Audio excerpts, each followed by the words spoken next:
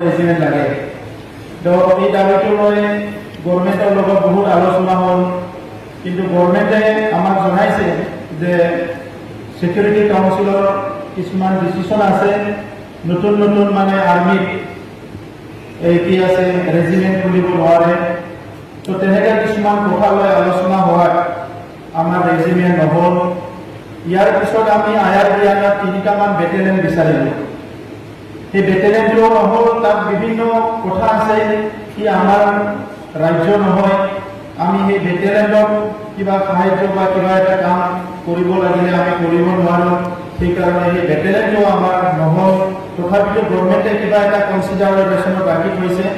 কিন্তু এতিয়া তাৎক্ষণিকভাৱে আমাৰ প্ৰথম চইচ দিয়া হৈছে কি চাকৰি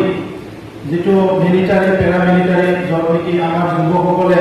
বেছিকৈ চান্স ল'ব পাৰে স্কোপ ল'ব পাৰে তেনেকুৱা এটা চইচ দিয়া হৈছে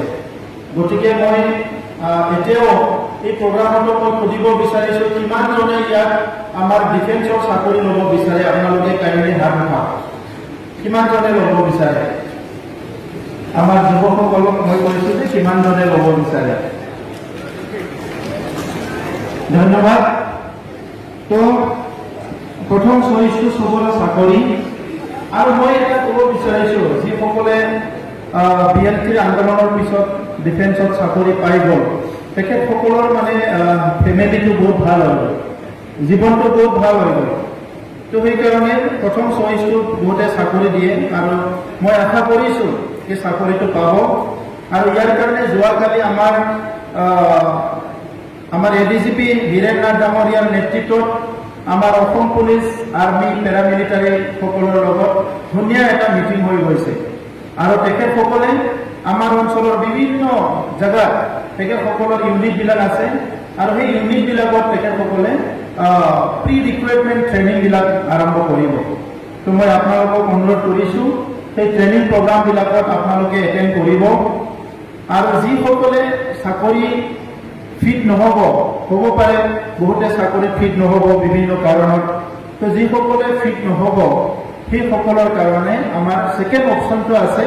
যে স্কিল ডেভেলপমেণ্ট স্কিল ট্ৰেইনিং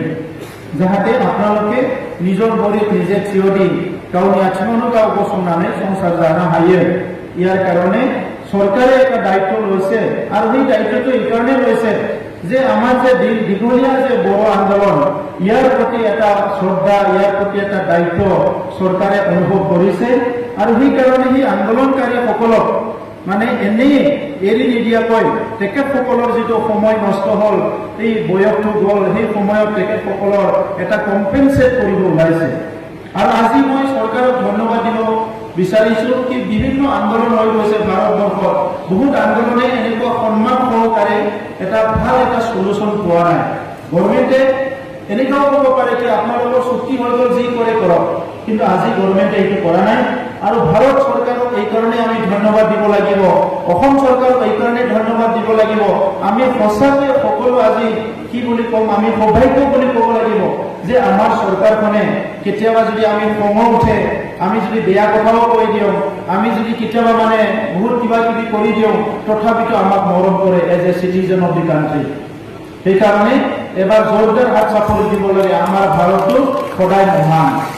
বিশ্বৰ মানুহে এইকাৰণে ভাৰতক ভাল পায় তো সেইকাৰণে আজি আমি ভাৰতৰ নাগৰিক হিচাপে এই সুবিধাখিনি পাবলৈ গৈ আছে